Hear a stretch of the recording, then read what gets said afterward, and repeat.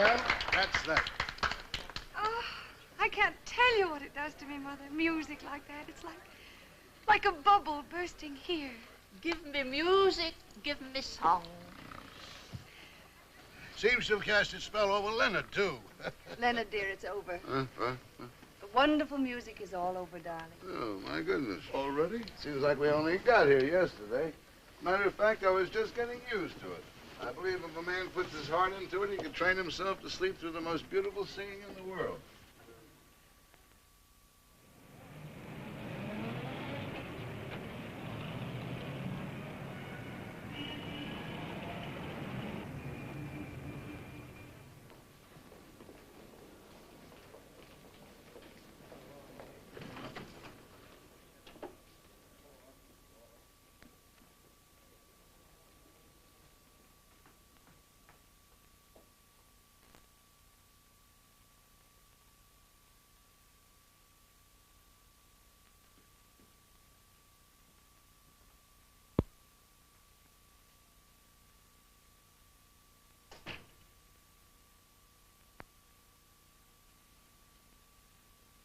What do you make it?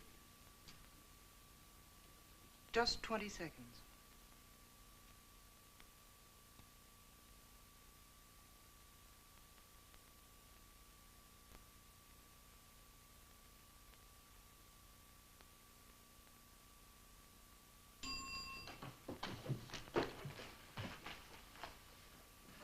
Some people object to clock watching, but if I don't keep my eye on the clock, I'm liable to go home around 2 or 2:30. Hello, Major. What are you doing out here? Why didn't you come in? And wake you up? How's business? It's getting past a joke, if you ask me. They're putting them up these days, not pulling them down. If something doesn't turn up pretty soon, you're liable to find Mr. Craig and Mr. Borland on relief. There's only one sure defense against these occupational slumps. What's that? Marry rich. What about Lenny? Old Leonard's a dreamer. He wants to make his own living. I can't help it. Just no character, I guess. When I was a young man, I fell desperately in love with an extremely poor girl. Not a buck in the family. Then one day she made me the happiest man in the world. She left town.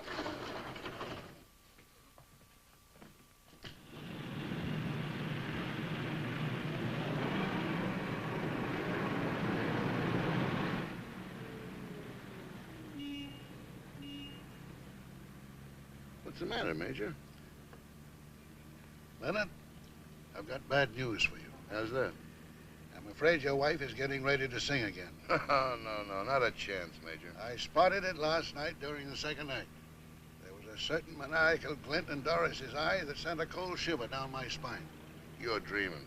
No, the thought has entered her mind again. I'm positive of it. Not a chance in the world.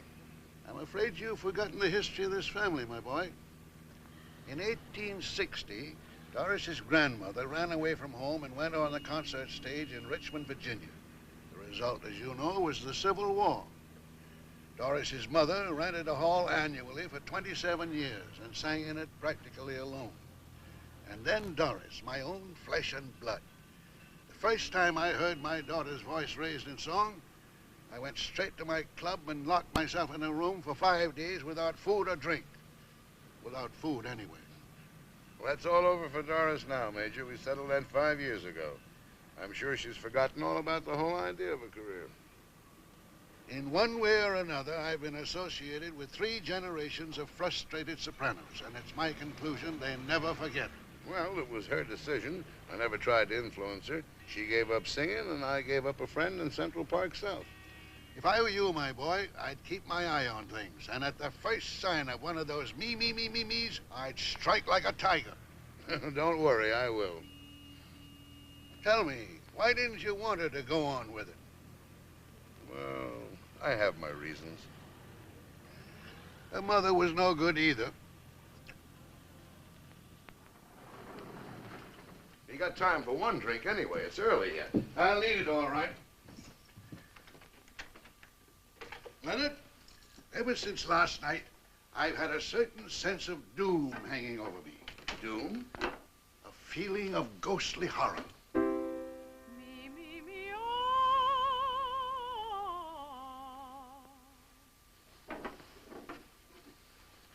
Oh, come on now, don't be silly. Me,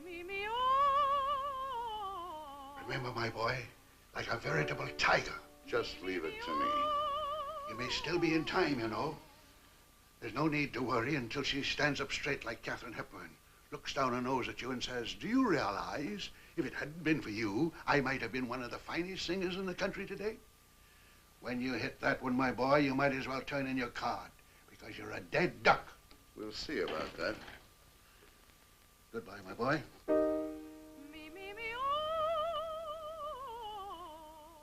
God bless you.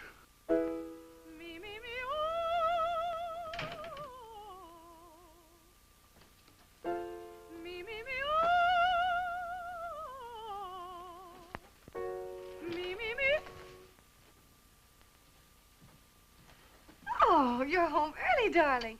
You remember Hugo, my teacher? Sure. Beat it, Hugo. But Come on, Leonard. pal. Come on, pal. But I don't- Nothing for you to worry about. Wait. Strictly a domestic I never said- situation. All you gotta do is scramble and stay scrim. Stark, raving mad. I've known it from the moment I laid eyes on him. Adios, amigo.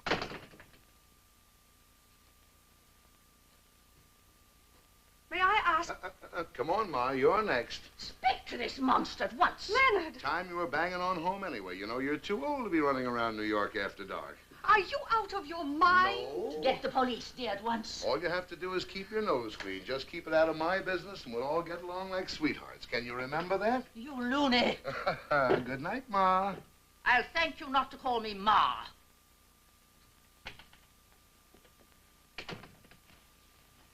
That shows you what Park Avenue will do. A few years ago, it'd have been pretty rough with those babies.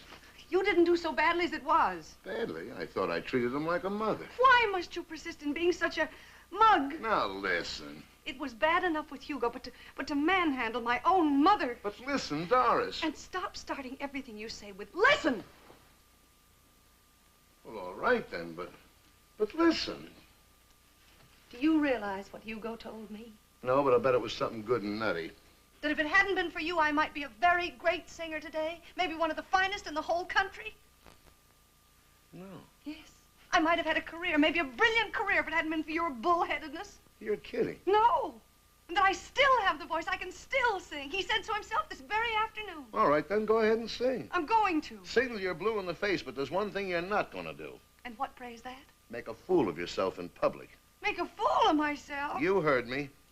Do you want to know what else he said? No, and furthermore, He said that in 3 months I could be ready for a recital at Town Auditorium. I'll bet. And in 3 months, I could be in shape to lick Joe Louis. When you say a thing like that, I seriously wonder whether you've still got good sense. We'll go in training together. I'm going to do it. Do what? Give a recital. You are over my dead body. Will you tell me one thing? I don't know. It depends on what it is. Why you take such an attitude? Well, forget it. No, I don't want to forget it. You stopped my career when we were married, and you've stopped it ever since. When you know it's the one thing I want more than anything else in the whole world. Now, why? I'm telling you now, don't ask me. But I am asking you. All right, if that's the way you want it. Because you're a lousy singer.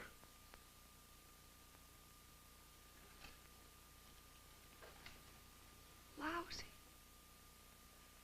Well, not so good. No, you said lousy. Okay, then I said lousy. And what Hugo says, a singer himself who's coached and trained singers for years means nothing? For $50, Hugo would admire Andy Devine's voice. And how could you, a fullback, without a child's knowledge of music, how could you know whether or not I was a lousy singer? If I've told you once, I've told you 100 times. I was a quarterback. Is that all you have to say? Isn't it enough?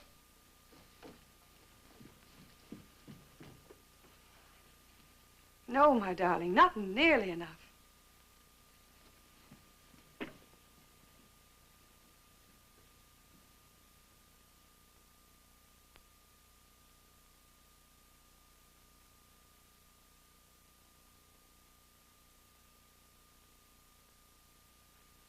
Now listen to me, Why don't you big get a Luke, big and you're gonna gang take together, these you tickets know? and like it. Make a party He's a of it, great sure. little I'll singer. tell you We what all I'll gotta get in do. the back of it, I'll yeah. put aside 16 or 18 Okay, seats yeah. for you, right on the aisle. Sure, all of them, right down front. Fine, okay. Who? Oh, sure, put him on. Hi, Charlie. Well, finally got her to take a shot at it. Well, you know yourself, a voice like that, you got to show it off once in a while. Say, here's an idea. Why don't you and Peggy get a whole gang together? You know, 18 or 20, make a party of it. I'll put you down for 6 and beat it. Only 2? Okay, Charlie, so long. I'm putting you down for 10 tickets to a very cultural bum. affair. Hello, Now, Uncle. listen, chum, either you Huh? take You these like tickets or music? you'll never get another load of scrap iron from Your this wife farm. does. Say, I got an idea. Why don't you and the wife get a whole gang together? Yeah, make it a party. Oh, about 18 or 20? Oh, only 2, eh? Gallagher? I'm putting you down for 8 tickets to a very high-class concert next week. Send me a check for $26.40 right now. I got 348 so far. I'm just 12 short. Haggerty, 12 for you. That makes an even 500. If we can get rid of 1,000 ducats, I can get out of this deal for a couple of $100. You mean you gotta pay something out of your own pocket, too? Something, sure. They only rent you the hall. It's up to you to make it pay off. How much? Yeah, how much? $3 grand. You shelled out $3,000 for Doris to sing one day in public? Not even all day. Some other sucker rents it at night. I'm telling you the truth, Lenny. I think you ought to see a doctor. All right, then. Suppose it was your wife. That's beside the point.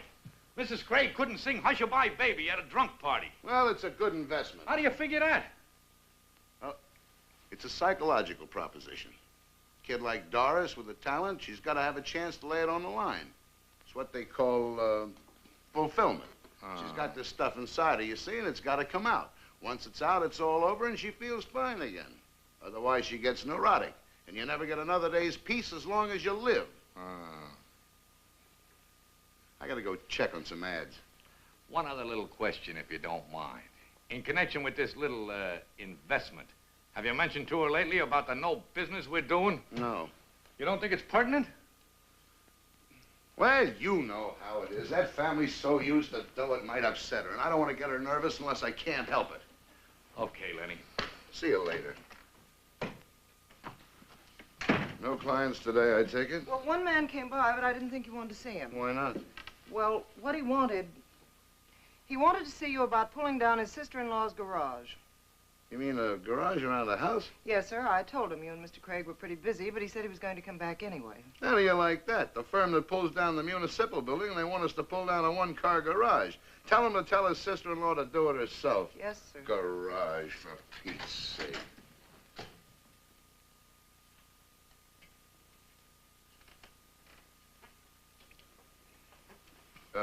Yes, sir. Maybe you better get his name and address anyway. Might as well be polite about it. Yes, sir.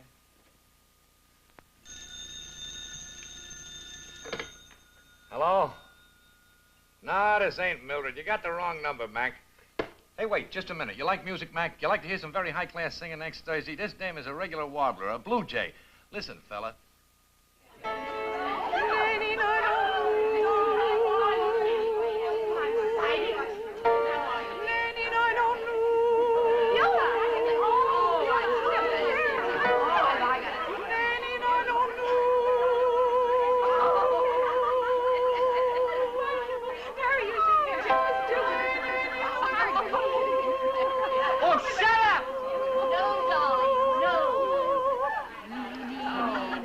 Mother, darling, please. All right.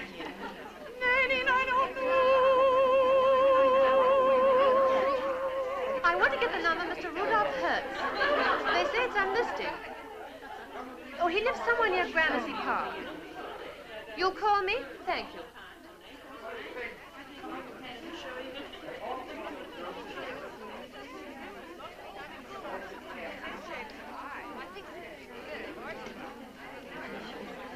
I would like to get my pants on.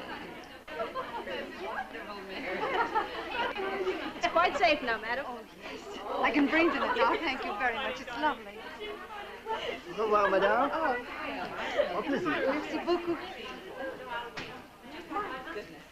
If it's not too much trouble, What is it, Harris? Mrs. Spaulding and Mrs. Price are downstairs. Oh, tell them to come right up. Yes, madam. Sure, hang out a sign. Bring them in from the street. Yes, sir. Leonard, what's the matter? I got no place to put my pants on. Oh, Leonard, really? There are 40 women in every room in the joint. What am I supposed to do? Go to the place bare-legged? A, B, C, D.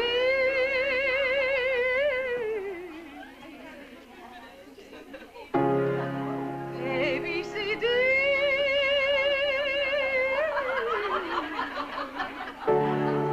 A, B, C, D. A, B, C, D. New York Press, let me speak to the society editor, please. This is Mrs. Sally Bobo Stringman. Anything I can do for you, Leonard? No, thanks. I just want to put on my pants. Well, perhaps he could call me back a little later then. Thank you. I'm through now, Mr. Borland. Thank you very much.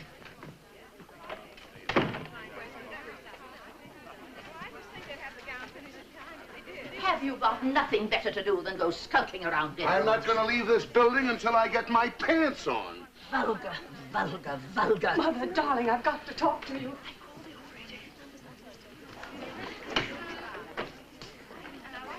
Bingo!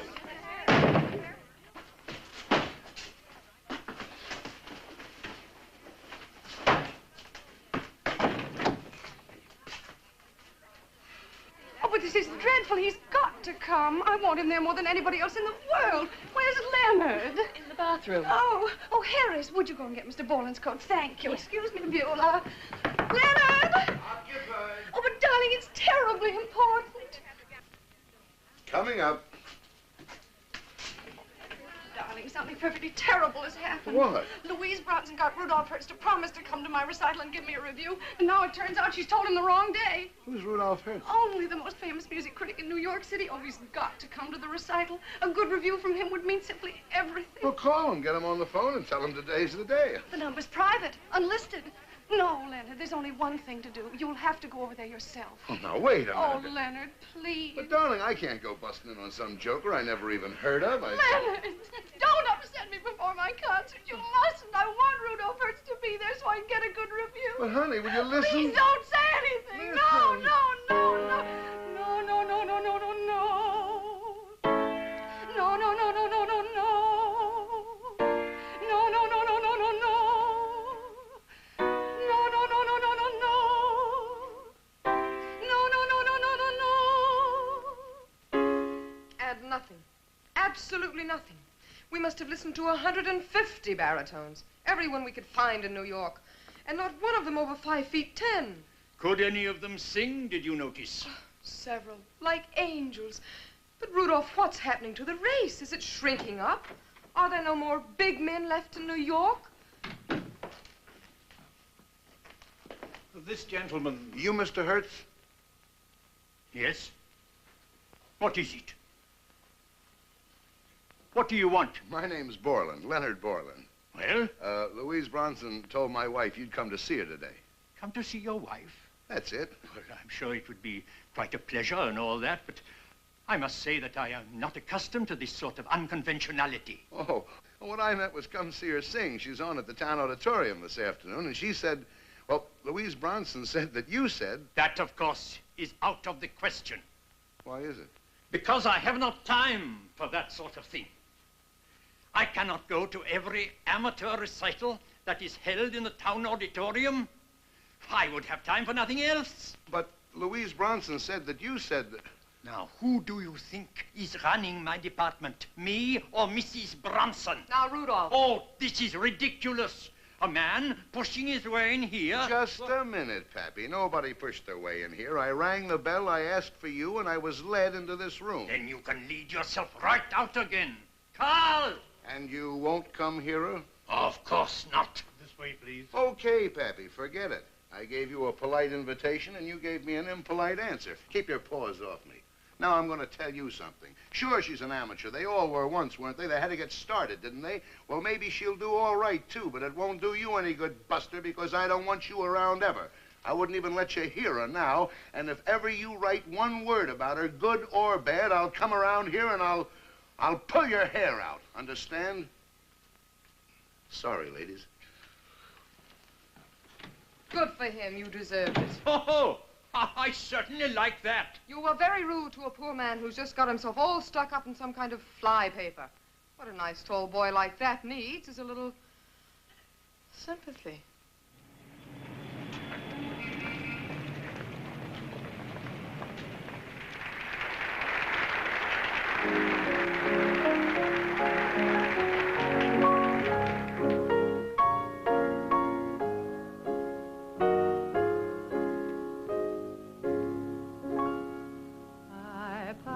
By your window when the morning was red, the dew on the rosebud, the lark overhead, and oh, I sang softly, though no one could hear, to bid you good morning. Good morning, my dear.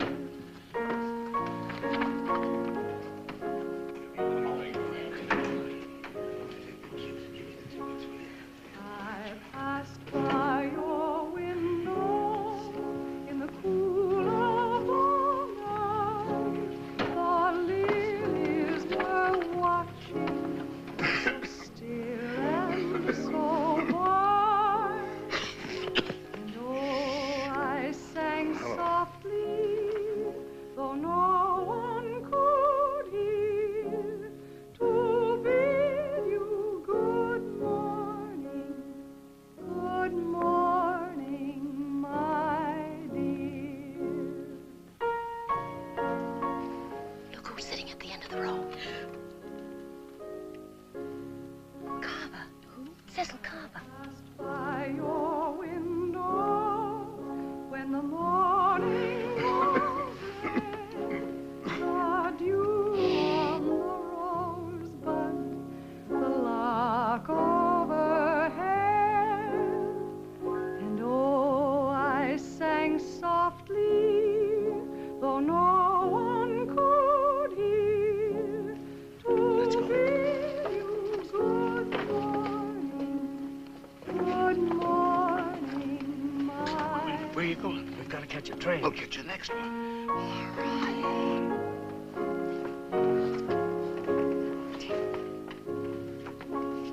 I passed by your window in the cool of the night. Oh, yes. The lilies were watching, so still and so white.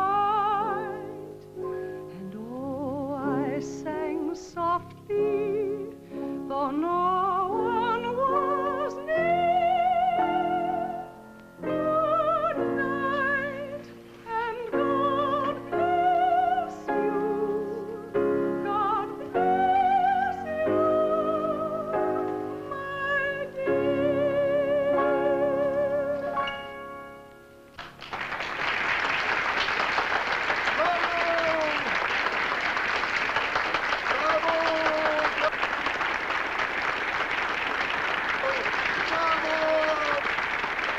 Bravo! Bravo! Jamie, Sally, come on.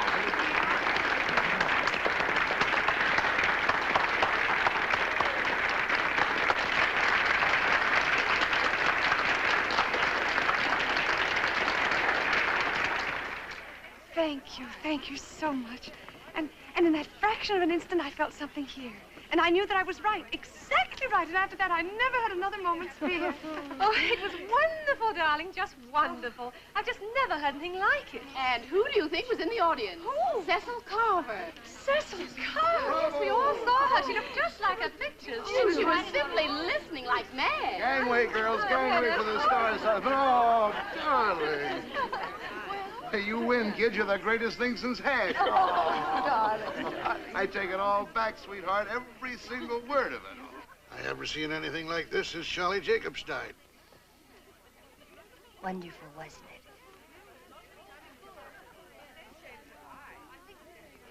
You murdered him, baby.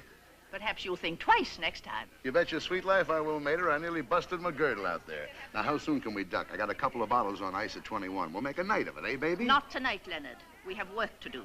Hugo just talked to the agent, and he wants to see us in his office right away. What do you mean, agent? Well, you know what an agent is, darling. That's the man that's going to arrange the tour. Tour? Oh, I thought this was all. I thought You mean give it up after a triumph like this afternoon? But, Leonard, the place was packed, not just with friends, but with hundreds of people I've never seen or heard of before. Surely you must appreciate, darling, what that means. Yeah. The time has come, Leonard, for you to face the truth. From now on, Doris belongs not to you, but to America. On the way home this afternoon, Mrs. Craig started to hum. I smacked her right across the kisser.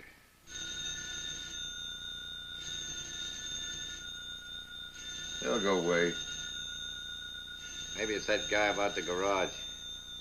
So what?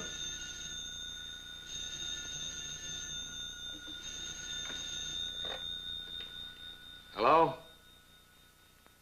Yeah, who wants him? Some dame named Carver. Never heard of him. All right, you tell her. Yeah, speaking. Oh, sure, I remember. You do? Well, I gathered this morning that you're rather anxious to have a professional opinion on Mrs. Borland's singing. That's right, I am. Have you ever heard of me, Cecil Carver? Who? Cecil Carver. Oh, sure, I seem to remember the name somewhere, but... It doesn't matter. But I'm a singer myself, and this afternoon I dropped in to the recital. Would you like to know what I thought of it? You bet your sweet life I would. Well, then why don't you come over to my apartment here at the Dorchester and we'll talk about it? Mm-hmm. Good. I'll be right over. Len, I made one of them blind dates once. In walked a girl that looked like an old third baseman. Then you think she was pretty good this afternoon, huh? She has a fine voice, a remarkably fine voice. And you think she ought to keep on with it? With that voice and so beautiful, certainly. That's fine. Very fine indeed. What a liar. Liar? Sure, but so am I. You don't think it's fine any more than I think she's got a good voice. I don't get it. I don't mean it's downright bad, but it'll just never really amount to anything, that's all. Just a pleasant little talent. What about this afternoon? Sucker stuff. Who was there? Friends and people you bullied into buying tickets. What do they know about singing? It was just amateur night with a neighborhood favorite, and that's all. I see. Surprised? No. But why'd you try to kid me at first? I was just waiting to see whether you were worth telling the truth to. Sore? Oh, no, I don't mind. I do that myself sometimes. Say, you're pretty well known, aren't you? Pretty well. Forgive me for asking, but I don't know anything about this singing business. I never even heard of this big fellow Lawrence Melcher till he got in the movies. That's all right. Would you like to hear something else about your wife? What? You're scared of her. Me? Scared of Doris? Scared to death. You're the poor boy from the other side of the tracks who got in with nice people. She's the society girl who surprised everybody by marrying you, isn't that it? No, you got that all wrong, kid. Rich, too, aren't they? Loaded. And now, on top of all that, she's piling music, art, a career. You're really scared to death, aren't you? No, I'm afraid you got a little bit ahead of yourself on that one, kid. But you don't want her to go on with it, do you? No. But she's going on with it, isn't she? Yeah, she's going on with it. And you're not going to do anything to try to stop her, are you? What can I do? She's not a child. She's a grown woman. I can't lock her in a room. Have you ever tried saying no? No, I couldn't do that. I couldn't say no to Doris. You love her so much. From head to toe.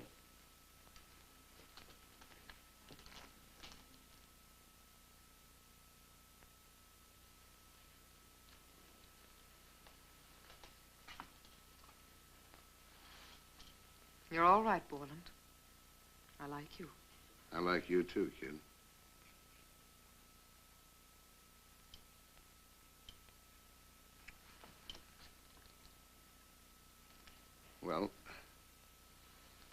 Already?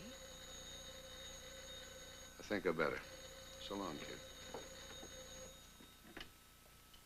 Will you hang on a moment, Mr. Rossi? It's Mr. Rossi, Mr. Carver, on the phone. Oh, excuse me. Hello, Rossi. What is it? Goodbye, kid. What monkey song? Oh, sure, I remember. The one I sang for the Marines last summer. Oh, but I don't think I remember all the words. Could you dig up the lyric for me? Then how do you expect me to sing it? I don't remember half of it. Or maybe you could call up some serviceman and... Wait a minute. Were you in the service? The Seabees, yeah. Do you happen to know the words to a song called The Monkeys Have No Tails in Zamboanga? Sure. All of it? Well, only about 25 verses. Some of them are good. All right, Rossi. I've got a musical friend here who knows it. I'll see you at 8, right. I'm singing tonight at a veterans hospital, and that's one of the songs they've asked for. You want me to write them down for you? No, just run through it once for me. I've sung it before. I just want to be reminded. You mean sing it? Well, of course. We'll find out what kind of voice you've got.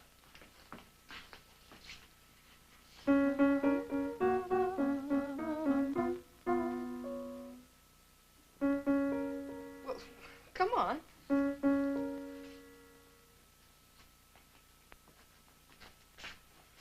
You mean you really want me to sing it? Well, of course. There isn't but one place for a singer like me. Where is it? You know. Oh, in there. Pardon me. You know what they say, one man's bathroom is another man's Carnegie Hall.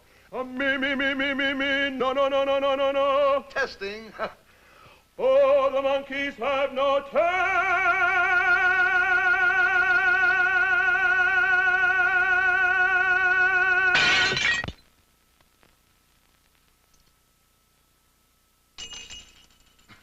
I'm terribly sorry, really. I should have remembered about that.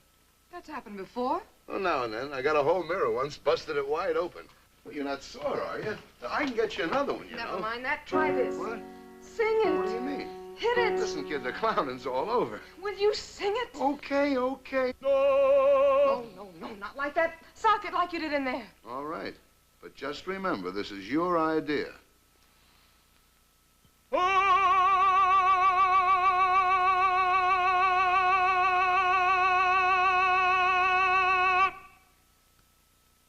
This is incredible. Well, I don't care very much for it myself. Going around breaking up other people's crockery. I'm almost afraid to say this, Borland, but that's a great voice. What did you say? Really a great voice. And when I talk about voices, I know what I'm talking about. Listen, kid, maybe you better go somewhere and lay down for a little while. It's simply amazing. Well, I better be scrambling on out of here. Wait a minute, Borland. How would you like me to give you singing lessons? That's really one for the book. Two in the same family. Holy Moses. No, I'm serious, Borland. Oh, I know you are, honey, but I'm not. So long, kid. I've got it, Borland. I've really got it. Got what? You're the one that's going to sing. You're the one that's going to be the success. Now, wait a minute. Just listen to me. How would you like to sing with a Philharmonic? I believe you're really nuts. Don't be stupid. If I tell you you've got a voice, you've got a voice. Honey, I'm a wrecker. Not to me, you're not. To me, you're a singer with a trumpet in his throat. Trumpet? Think of this, Borland. Carnegie Hall, the Philharmonic behind you. The lights, the excitement, the whole house packed just waiting to hear you sing. Me? You can do it, I tell you. With that voice, I guarantee it, in a year. All I know, honey, is you're scaring the living daylights out of me. But who'd be head man then?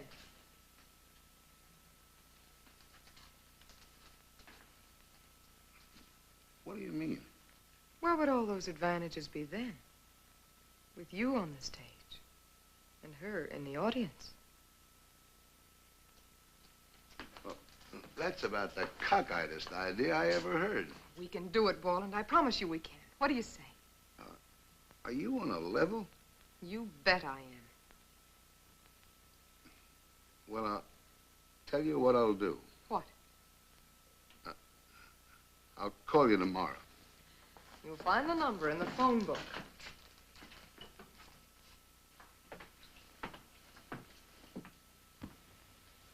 call and let me hear it again. Sure.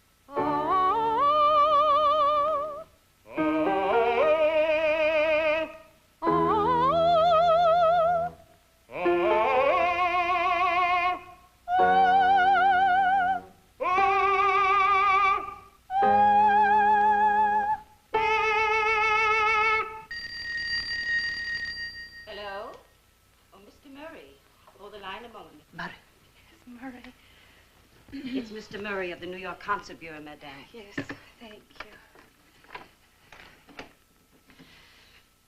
Hello, Mr. Murray. I've talked with all the people who might be interested in the possibility of a tour for you. Yes? Yes. You understand, Mrs. Borland, that this is in no way a reflection on your voice. It's simply that the concert stage is pretty well crowded at this time, and, I understand, of course. I will. And thank you very much, Mr. Murray. Goodbye. He said no. I can't understand it. I just can't. Well, how about television? Does that go anywhere but saloons? Oh, we've tried television. We've tried radio. We've tried everything but singing commercials. We might as well face it. I'm just not wanted. Oh, nonsense. Pure nonsense. Oh, boy, am I in the spot. Can you just imagine what Mr. Leonard Borland would say if he knew? That throwback? Quarterback, darling. Why, if he even suspected. I wonder if he already suspects. Oh, what do you mean? Well, he's been acting very funny lately, very jolly and mysterious and sort of as if he had something up his sleeve. And very patronizing, too. That's what really gets me. He's done everything but give me a friendly pat on the shoulder. Well, that's probably just another woman. Your father used to act in that slightly foolish fashion after leering at some poor girl on the bus.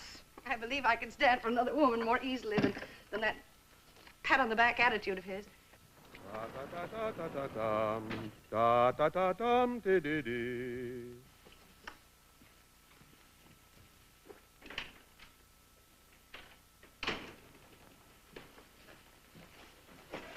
Hiya, sweetheart. How's our little canary this evening? Very well, thank you, Papa. And you, Mater? Well, thank you. Where's the Major? He's in the pantry. Harris, tell Major Blair he can come out now. What's the old gentleman been doing, throwing spitballs again? I haven't the remotest idea. I'd started telling Doris about my debut at Carnegie Hall, and I get it. Go away. What is it? Major Blair sends his compliments, Mrs. Blair. He says he's very happy where he is. Oh, thank you. I'll get him. Everything okay, baby?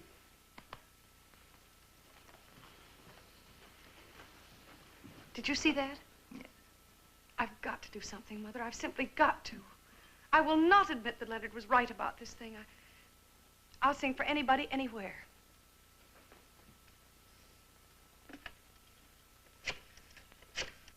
It's a lie.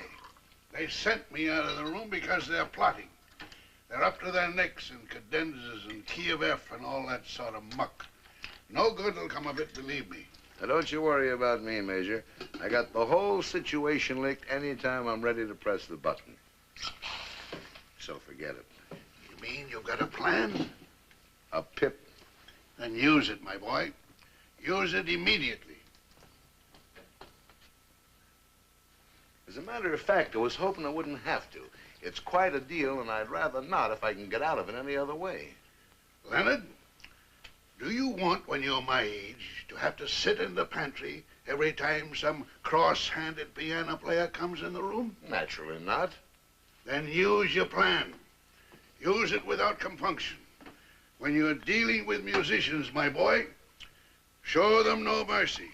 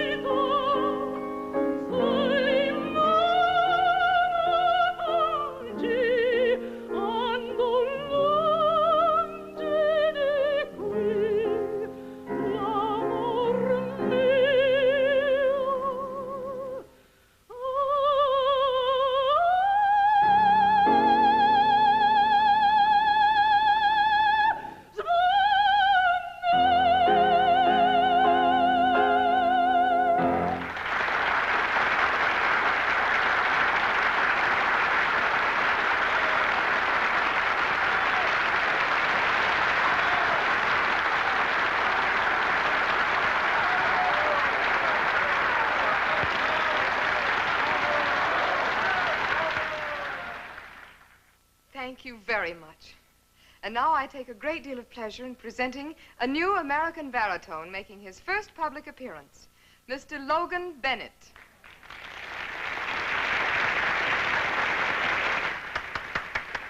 Who's Logan Bennett? You. You all right? Sure. Turn around. That's for luck. Now get out there and sing. I'm right behind you, maestro.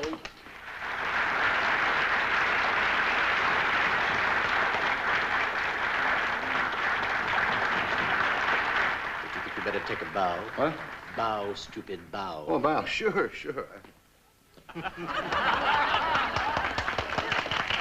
You mean this is the fellow you wanted me to hear? If he falls down on me, I'll kill him. Why don't you hop up and sit on it? Trying to rattle me.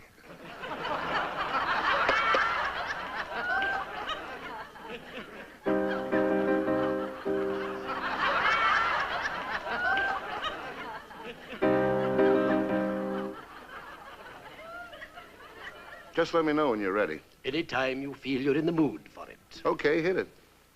By the old Bull Mine Pagoda, looking eastward to the sea, there's a Burma girl a-setting, and I know she thinks of me. For the wind is in the palm trees, and the temple bells they say, come you back, you British soldier, come you back to Mandalay, come you back to Mandalay, come you back to Mandalay, where the old flotilla lay. Can't you hear their paddles chunking from Rangoon to Some fellow. Some fellow is right. on the road to Mandalay, where the flying fishes play, and the dawn comes up like thunder out of China. Crossed the bay.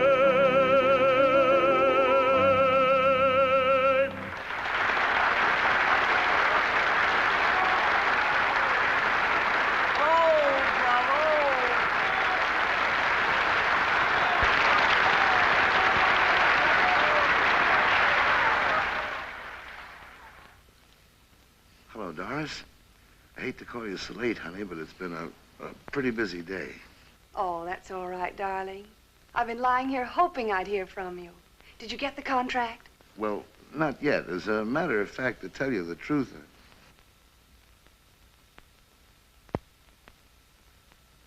Hello? Operator! Hello? Hello? Oh, darling, I thought we were cut off. Did you get the salvage contract? The contract? Oh, the contract. Well, you have to see all kinds of people on a thing like this, you know. You kind of have to study it from different angles. Oh, well, I know how tired you must be. Why don't you go on to bed now, darling, and try to get a good night's rest? Well, I'll try, but I may have to be away a little longer than I expected, Doris. Can't tie a thing like this up overnight, you know. May have to go on to Washington, Philadelphia. Well, that may be just as well, darling. I'm being rather busy myself, as a matter of fact. Oh, yeah? Well, what's going with my little wife? Anything I ought to know? Oh, you'll find out later. Do you love me? Well, of course, honey. How much? Plenty, you know. Well, say it. You know, I do. Don't guess I have to tell you a thing like that. Aren't you alone? Sure, just a couple fellas. Oh, I'm sorry, darling. Well, can I send you a little kiss very quietly? You bet. Good night, darling. Good night. Don't take it so hard. All you need's a little practice.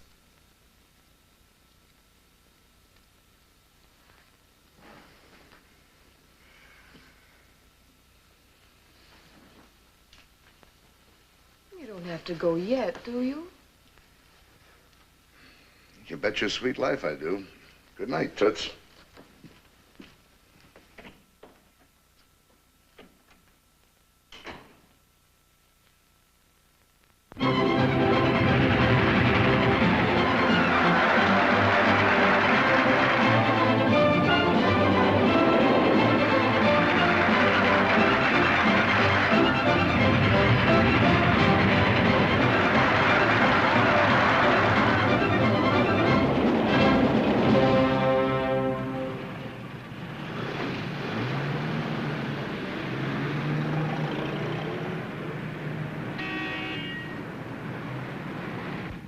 Even in New York, the talk of the season out of a town seems to be Logan Bennett, the sensational young baritone introduced to the concert stage by Cecil Carver.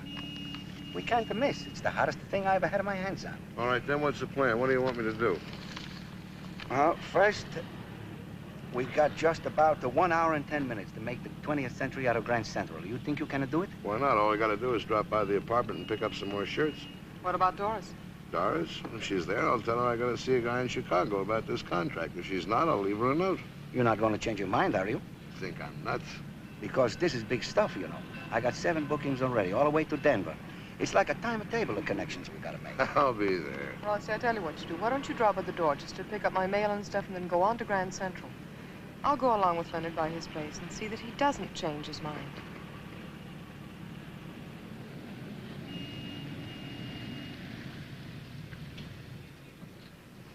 Are you really pleased? Pleased? I haven't had so much fun since I pulled down my old grammar school. And you're not going to let her talk you out of it? Not a chance, honey. Really, I got a big stake in this, remember? I remember. I got to open in New York, the big town. That's the payoff. I got to show it at Carnegie Hall before Doris will believe it. All right, then. Hurry up now, will I you? won't be 5 minutes.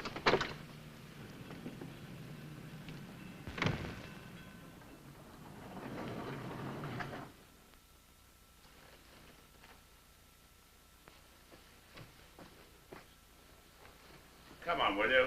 Hey. What is this? Inside, they'll tell you.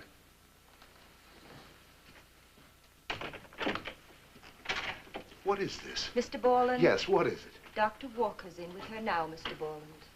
Please keep the room dark, nurse. Is it serious, Doctor? No, of course not. Just a little case of shock. Yeah, she's perfectly all right, but I think you ought to calm down a bit before you go in there. What happened? Well, that's so highly technical that I'd rather you got the explanation from these gentlemen. Well, what about it?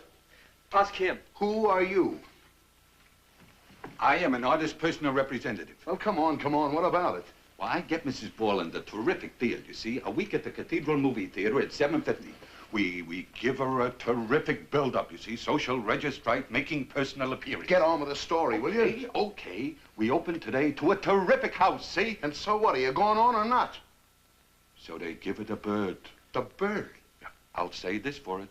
It was the most terrific bird I ever heard. You mean they booed my wife singing? I ain't kidding you.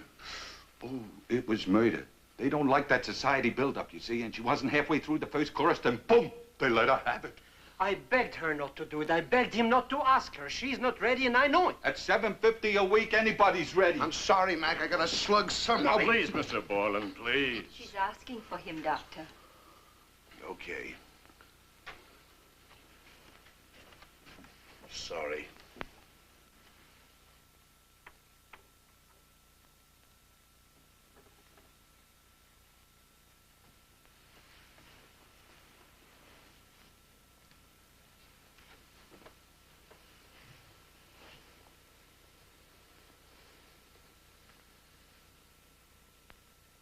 Leonard?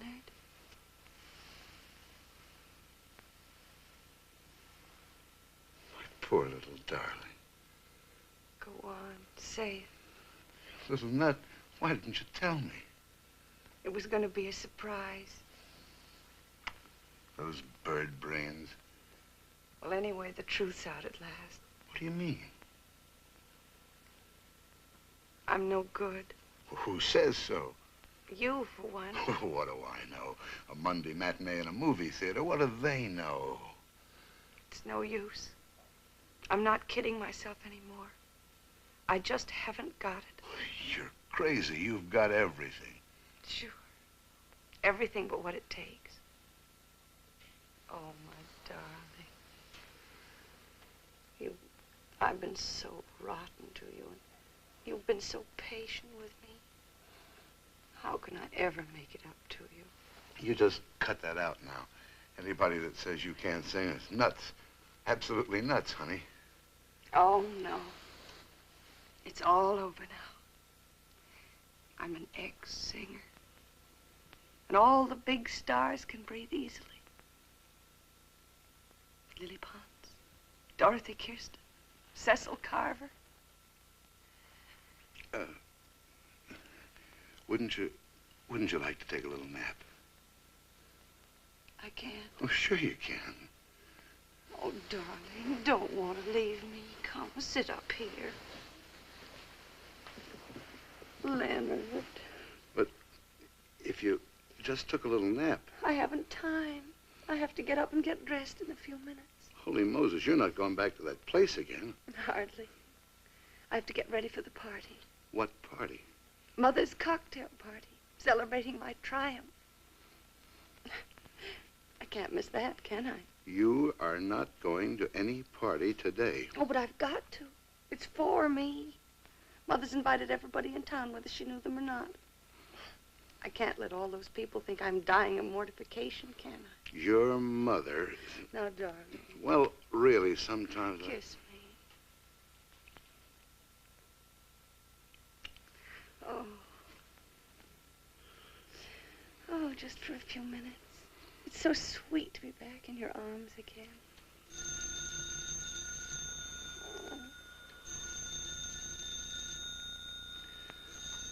Oh, what do we care?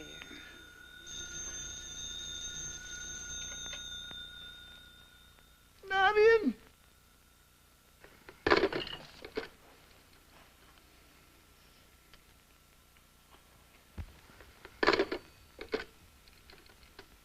Plaza 5, 9598, please. Miss Carver's apartment. Hello? Has Rossi been there yet? He just left for Grand Central. We'll go after him. Tell him I'm not going. He can cancel the whole tour. Any calls? Just one. Mrs. Blair called. Said she met you last summer and wanted you to come to a cocktail party this afternoon for her daughter, Mrs. Borland. Who seems to be something of a singer, she said. I see. Well, call her back and tell her that nothing would give me greater pleasure than to come and meet Mrs. Borland. That's right.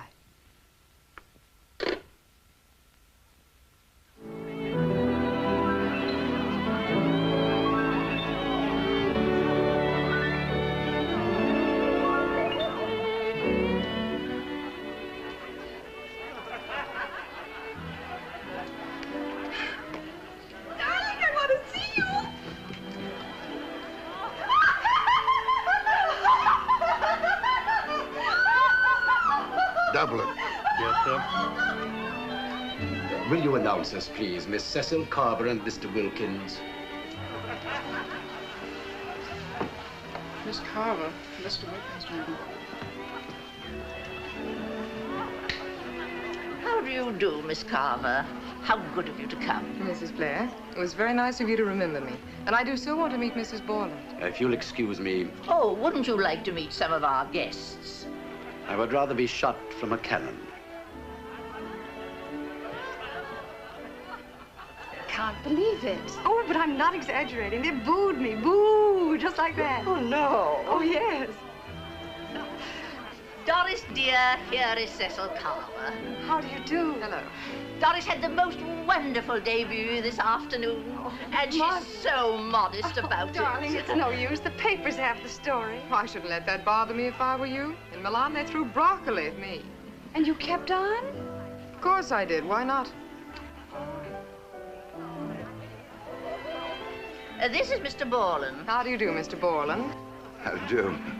We've met before, haven't we? Have we? I'm disappointed. I was so sure you wouldn't forget. Was he properly sympathetic? Oh, more than I deserved.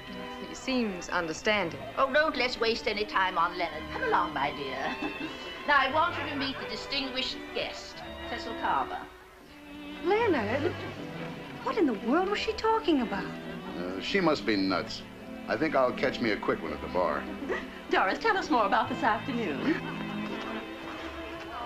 Brandy and soda. Shake hands and come out fighting.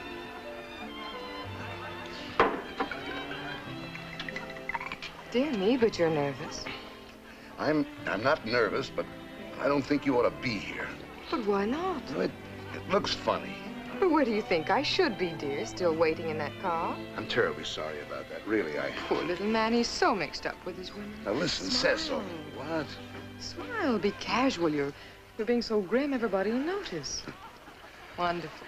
You look like Truman. Hello, Major, darling. Hello.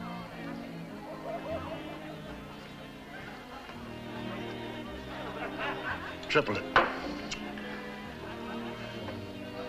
Did she cry?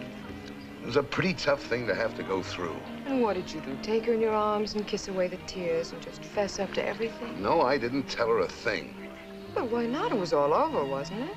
Nothing to be afraid of. We were just two singers singing, weren't we? Sure, but she'd have understood that, wouldn't she? Well, I'm not altogether sure. Leonard, surely you don't mean she doesn't trust you. Now listen, Cecil. Shh, smile.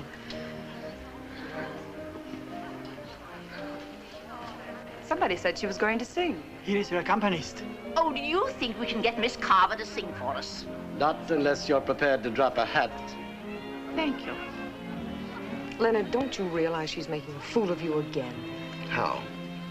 Can't you see she isn't licked yet? Oh, no, that's all over. You don't catch her singing again, except around the house, of course. And why did her eyes light up when I told her she shouldn't let a little thing like that stop her? I didn't see any eyes light up. I did. But I knew they would. That's why I said it.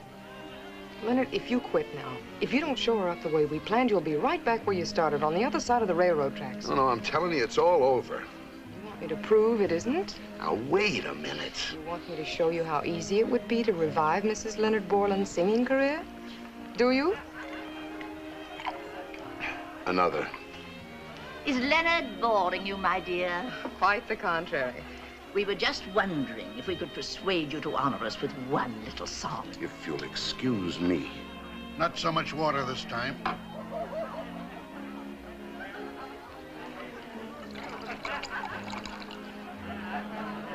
Come on, Mert. Let's get out of this snake bit. But what on earth? Don't argue. We're going. But this is ridiculous, Leonard. The party's for me. Well, we can't just leave like this. That's what you think. Miss Doris? They're going, I think. Really? What is he up to now? You get Mrs. Borland's coat, please. Yes, sir. Good night, Ma. Well, we're leaving, that's all. I hope you can make some sense out of it, because I can't. Go ahead, kiss her good night. Good night. Don't hesitate to call the police, dear. I've got to get the coat. Oh, there you are.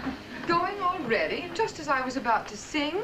Oh, I'm so sorry. I really don't know what to say. It's just that Leonard... Leave it to Leonard. Why, doesn't Mr. Borland care for singing? Leonard? Yes, Leonard, the village loony. No more. That is, if he ever did. I'm not sure I understand what you mean. Here we go again. Well, I only mean after what the poor man's just been through, I could understand it if he never wanted to hear a singer again.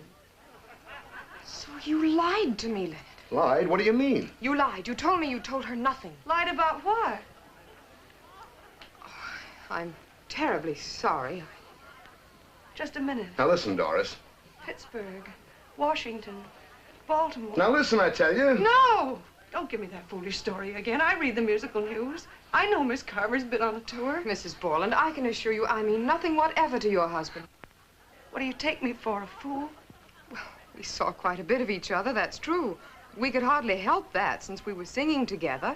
You were doing what together? Singing. You understand English, don't you? Oh, the picture's perfect.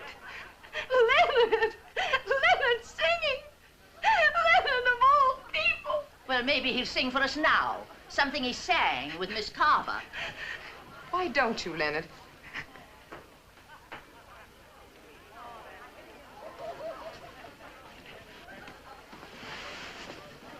Why not? Sure, I'll sing for you. I'll sing you bow-legged, Mother.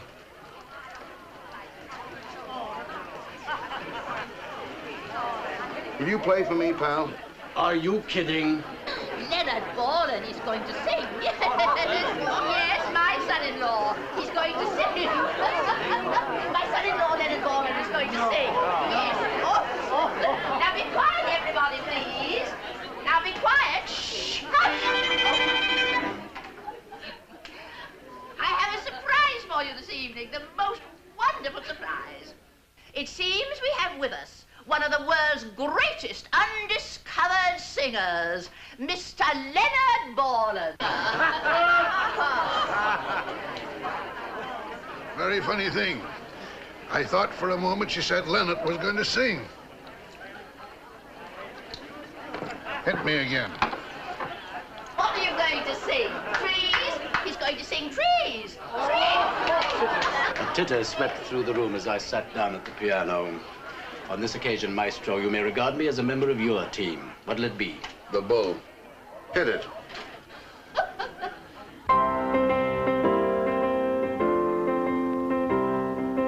Toreador, make ready. Toreador, toreador. And think on her who all can see. On a dark-eyed lady, and that love waits for thee, Toreador. That love waits for thee, Toreador, Toreador. Love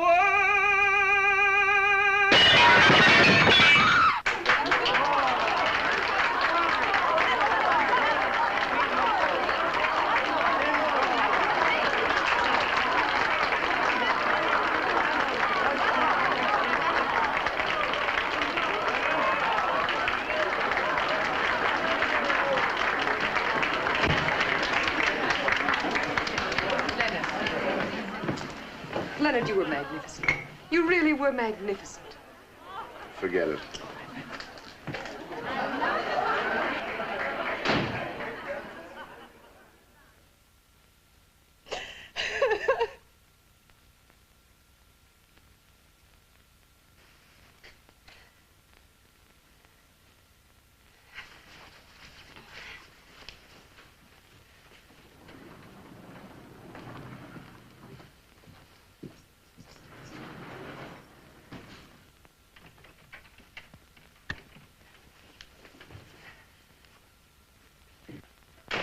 Doris?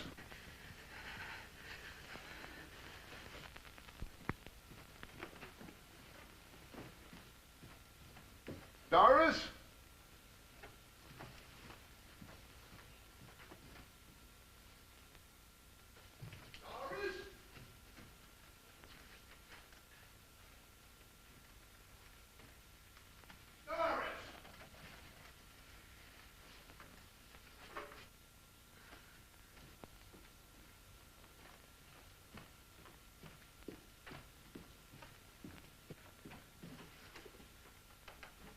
Doris!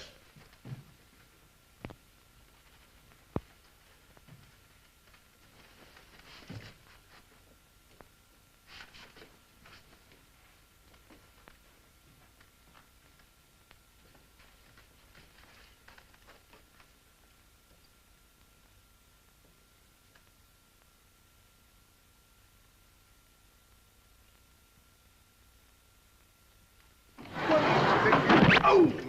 Holy jumping moose! Do a thing like that to me. Doris. Shame me. Stop it, I tell you. Do such a thing. Oh! Run of it. Doris, will you quit this now? I mean it. Leonard! Leonard! Leonard!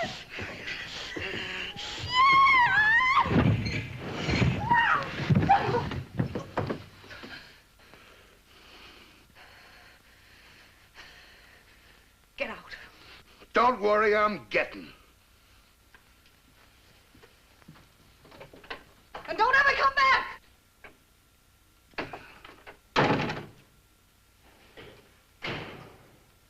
Don't ever come back.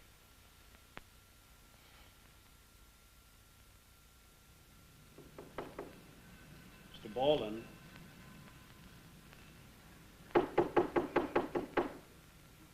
Mr. Borland. Use the passkey.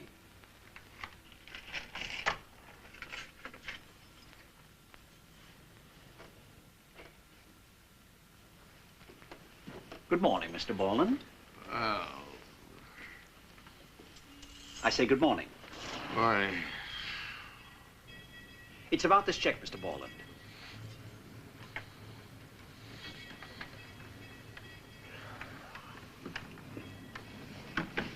What check? It's no good. It came back. You remember about it, don't you? Of course I remember about it. Who wrote it? You did, sir. What's my name? Borland, sir. Leonard Borland. How do you spell it? B-O-R-L-A-N-D, sir. Check's all right. But it's marked no funds. It's what they say, rubber. We've got to do something about this, Mr. Borland. Oh, give me a phone. Very good, sir. There you are. Get me the New York National Bank. Take it away. Take it away. Take it away. What? Take what away, sir? The glass. It's gone, Mr. Borland. You can come out. Hello. Where's New York National, Mr. Keith speaking. You have it, sir. I just gave it to you. Hello. You lost it? Hello. Hello. New York National. Hello. Oh. Hello. Mr. Keith speaking. Hello. Hello, bank. This is Leonard Borland. B-O-R-L... A-N-D. Thanks. What's the idea of my check bounces? No funds. What's the idea? It's just that you're greatly overdrawn, Mr. Borland. I don't know whether you realize it or not, but you've given out 6 or 7 big checks in the past 3 days, and we couldn't get a hold of you, so we've been compelled to hold things up, you know? I see. Must be some mistake. Get me Trafalgar 4 7099. What's this? Hotel? Yes, sir. 22nd Street Hotel. Splendid. Oh, who's this? Oh, I want to speak to Mrs. Borland. This is Mr. Borland. Mrs. Borland isn't here, sir. No, sir. She left last night with Mr. and Mrs. Blair for Palm Beach. No, sir. No message of any kind. I see.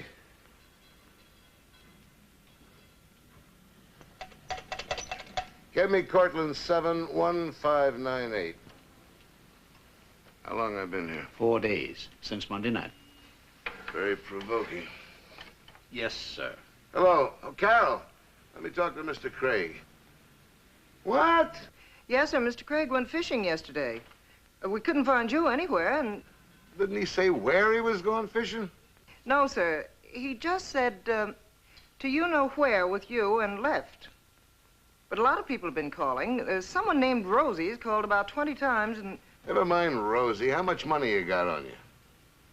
Well, I need $100 right away. See if you can dig it up somewhere and bring it around to the 22nd Street Hotel, room... 807. Room 807, and shake it up. How much I owe you? $86.40, not counting these calls.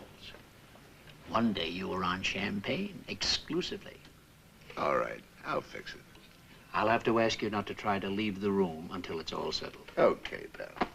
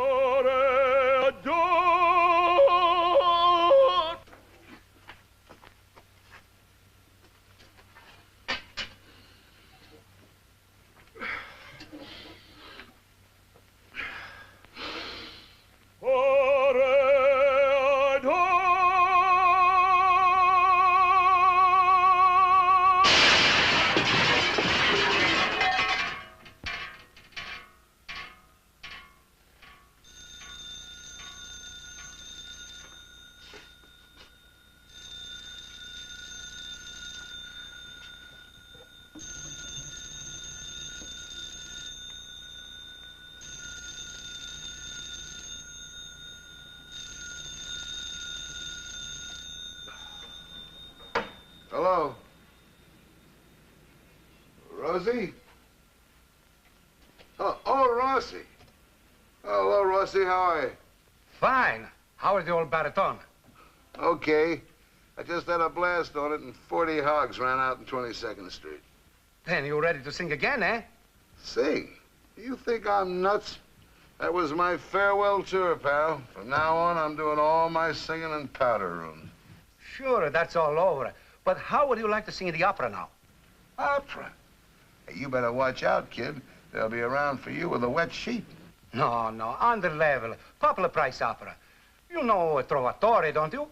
Sure, but... Trovatore, Lucia, Fatima, that's all you gotta know. And it's, what do you say, a breeze. And $500 a week. $500? 5 weeks, $500 a week. And then maybe the Metropolitan and some radio dates. $500 a week. Oh, but, Rossi, I never sang like that. I mean opera. What's the matter? You got a voice, ain't you? We got some big names, you know. Parma, Mario, Cecil Carver. Cecil? Hold it a minute. Let's have it. It's pretty tough getting it, too, Mr. Borland, such short notice. Here you are, Skipper. Thank you, Mr. Borland. Thank you very much. Is there anything else, Mr. Borland? Tell me, that fellow ever come back about the garage? No, sir. No, he didn't. That's all.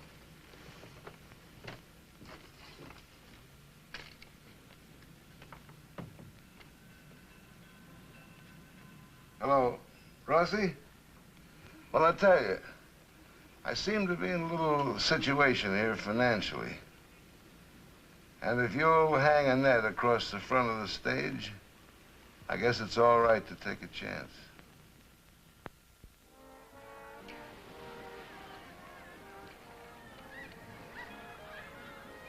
Did you hear anything at all from Leonard? Twice a day. 3 times on Sunday. What does he say? I don't know. I don't read him. Then you haven't heard that he's going into Grand Opera. Are you kidding? Well, here it is in the paper. American Scala Opera signs house wrecker for top role.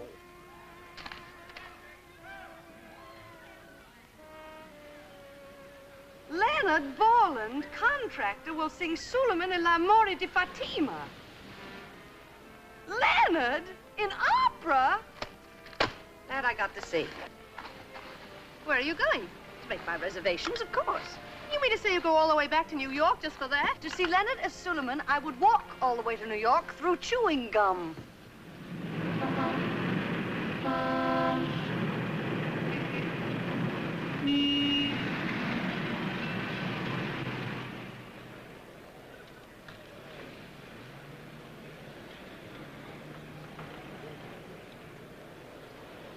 Well, I simply can't understand it.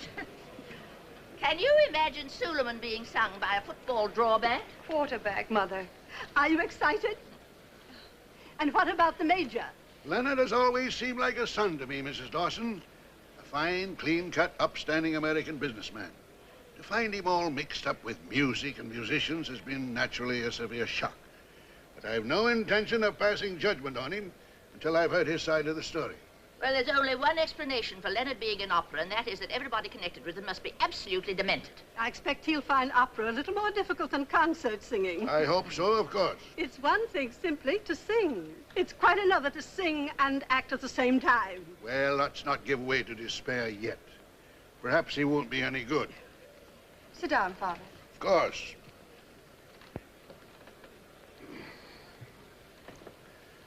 Hello, Major.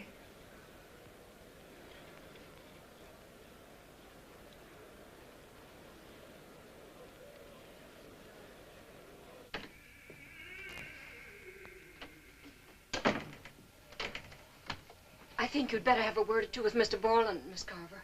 Why? What's the matter with him? Well, he was perfectly all right until they put the beard on him. Oh, here, hurry up quickly. Alma, bring my rings.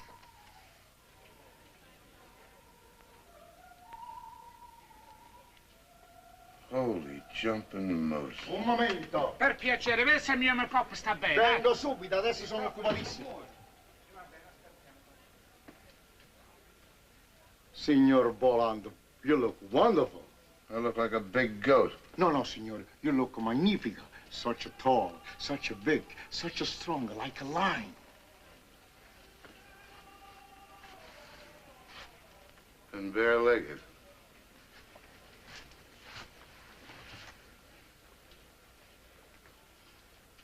Are you sick, Signor Borland? Any minute now. Is it hot and cold at the same time? I don't know whether to sweat or shiver. In the ears is a noise like a buzz, like a bee. Yeah.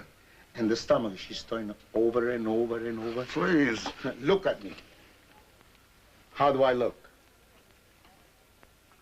Kind of fuzzy. So that's it.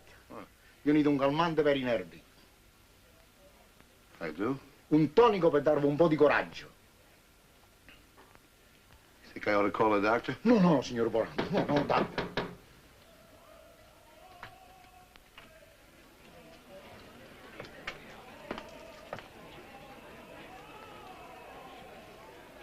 Are you all right, Borland? No. Go get my capsules. Quickly, hurry up. You're not going to let me down, are you, Borland? No, look, honey. I just can't go through with this thing. Now cut that out, Borland. I won't even listen to that kind of talk. I can't. I tell you, I'm not well. Ask the fellow, the makeup man will tell you. What's the matter with you? Oh, everything. My ears, my eyes, my nose, my liver, my stomach. Oh, come here and sit down a minute. Hurry up with this. Give him 2 of them. Now, look, Borland, there's nothing the matter with you but stage fright. It's perfectly normal. Everybody gets it opening night. And just take those and you'll be fixed up in 2 minutes. What is it? Just take them, will you? 8:10, Miss Carver. Yes, I know. Now, look, Borland, you just stay here and relax until you're called. You're going to be all right.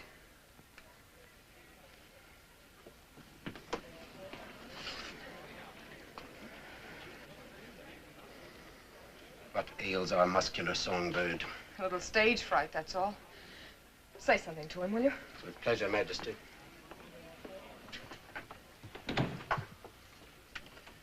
You look like a Russian corpse. I feel like I swallowed 2 iron bananas. Nerves, my dear maestro. Opening night nerves. I know of no death from them, however, since Cavallo was stricken at La Scala in 1936 and conked out in the arms of a fat Hungarian soprano downstage left. Here, take this and you'll be all right in 2 minutes. Now, look. Quick, drink it before it stops foaming.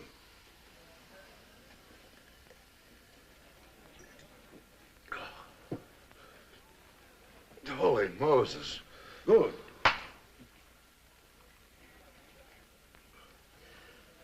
Now, just relax and you'll be all right. It never fails.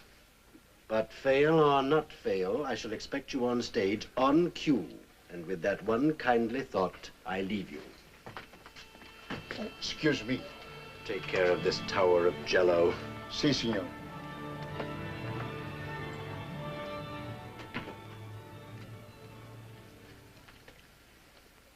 I got it.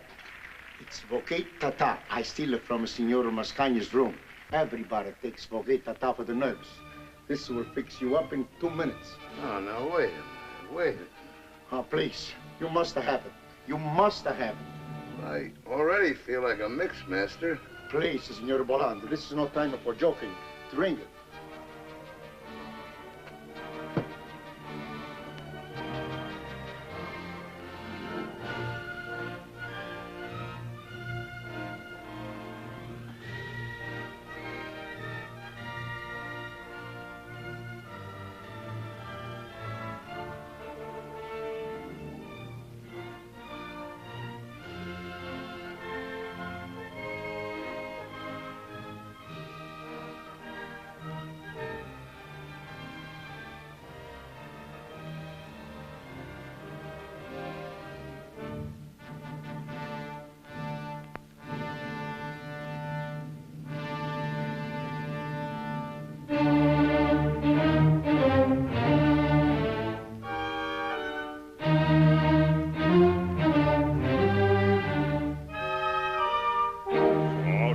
follia, saria rischioso in ver, ti supplico, regina.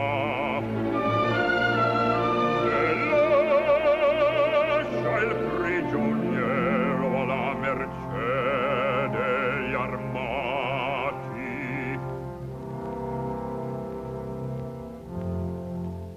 Già detto il mio voler, ma che parrate ancor?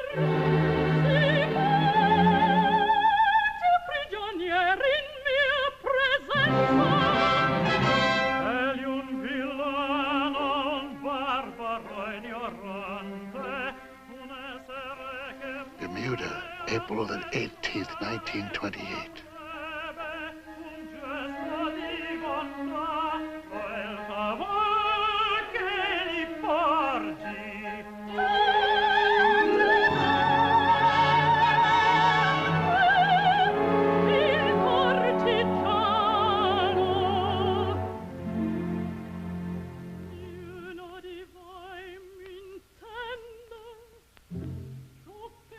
This way, Mr. Borland.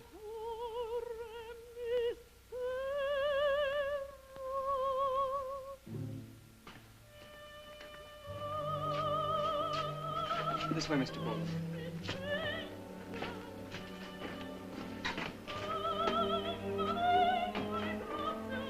Are you sick, Mr. Borland? Oh.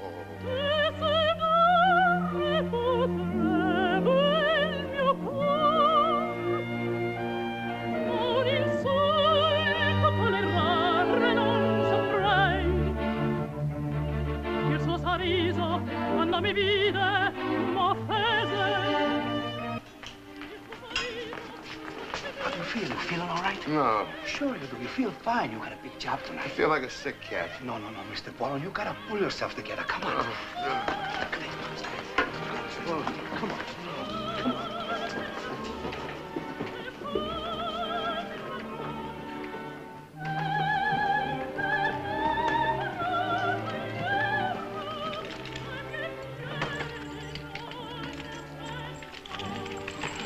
It depends on you.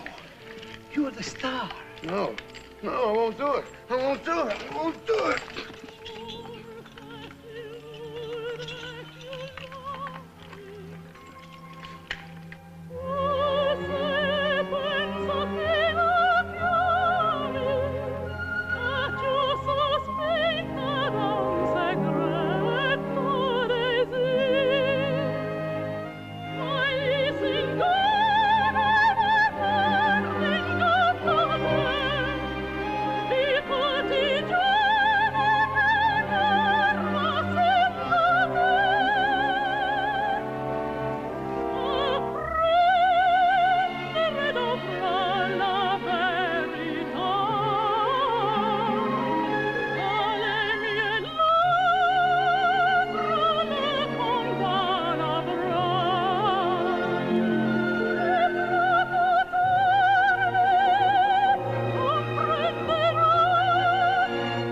How do you feel now?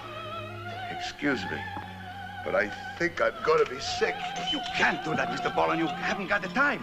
You've got to do something about this man. Mr. Borland!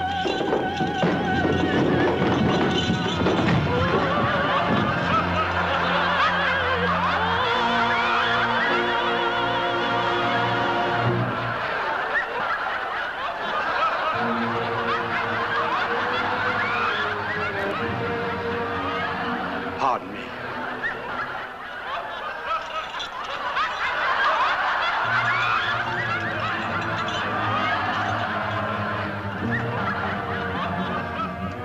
Was that Leonard? Mattina da folle pensiero di la mia pazienza dura provo e vi rammetto che batteva che parla e batteva leggendo leggito e ogni tutto mi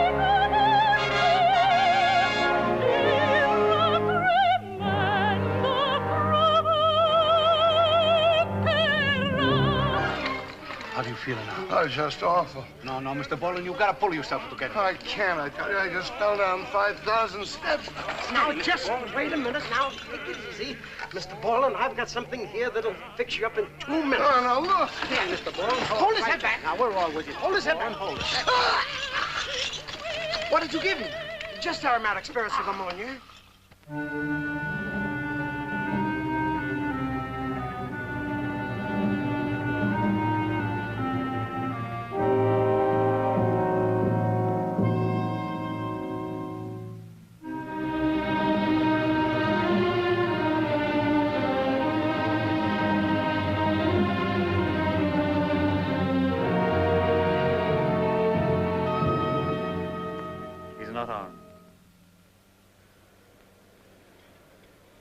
Repeat, repeat.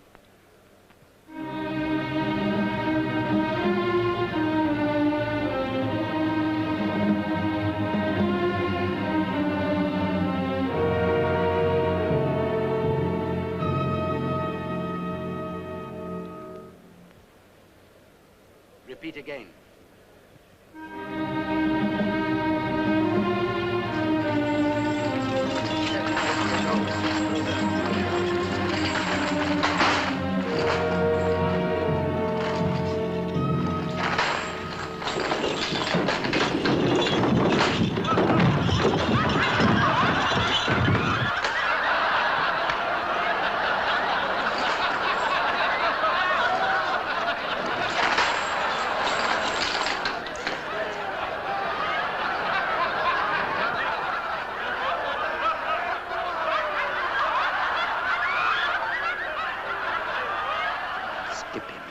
You go on.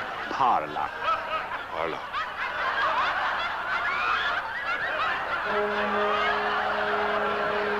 Parla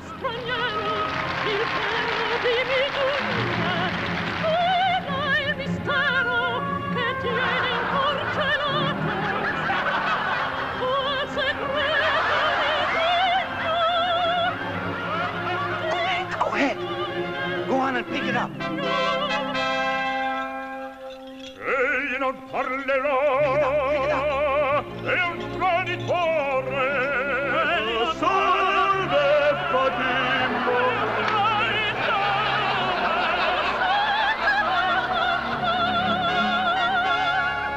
Go ahead.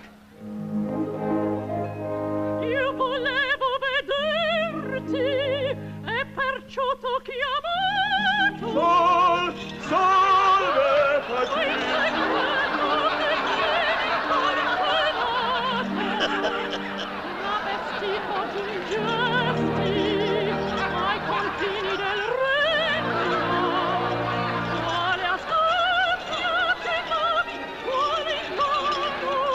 Why, the boy's magnificent. I never dreamed he'd come through like this.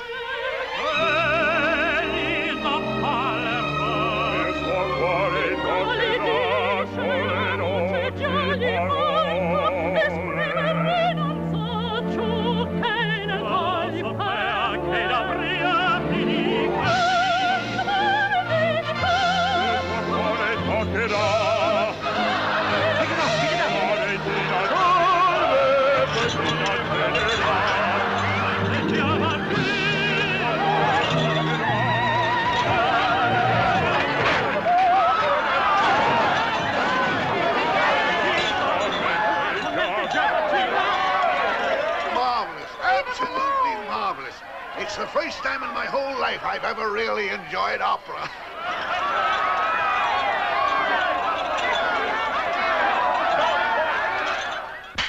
Get out of here! I'll tell you if you don't get out of here!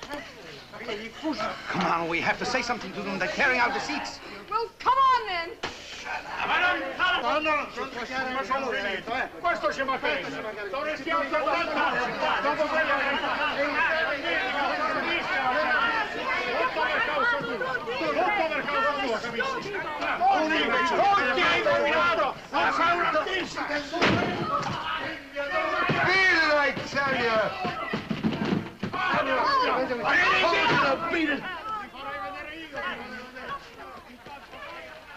Are you all right? Sure. Are you sure? Yes. Thank you, heavens. Oh, my poor lamb. Let's take off this silly wig and this stuff and get some of this mess off your face. Oh, darling, I could have killed them, just killed them the way they treated you. I could have gone right down on that stage and murdered them. Is this on the level? Oh, darling, I never loved you so much in my life as when you hit that deck the second time. I guess I was kind of getting the hang of it by then. For one little moment, it was like being married to a Ritz brother. I guess I fractured it, huh? Darling, you didn't do it any good. I must have the wrong room. Ah, come on in. We're celebrating. You mean it was a success? Weren't you there? Honey, I didn't have the heart. Brother, I made musical history tonight. No kid. Oh, sure, but then I always knew my boy could do it. One performance, Borland, they call me. Okay, I get it. But now listen to me, Velvet Fog. In exactly 1 hour, there's a train leaving Penn Station for Houston, Texas. And if we're on it, we got ourselves a job. And not any garage job, either. The way the guy talked on the phone, they're going to pull down all the buildings in Houston and put up bigger ones. And if we can be there by Wednesday, we're in on it. Can we make it? Can we? Let's...